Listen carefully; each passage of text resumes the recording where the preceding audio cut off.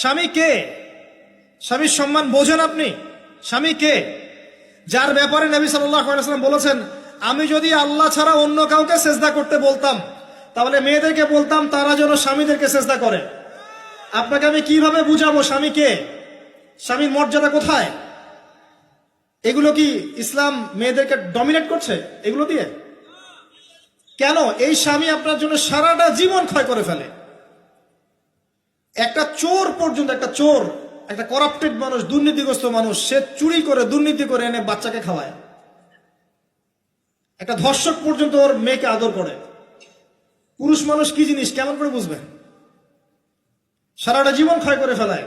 যদি আপনি তার আনুগত্য করেন, তার সামনে সুন্দর মতো থাকেন, তার কথার সাথে তর্ক না করেন, ভালোবাসা দিয়ে থাকেন, আপনার জন্য সে জীবন দিতে প্রস্তুত থাকবে। এরকম পুরুষ মানুষ।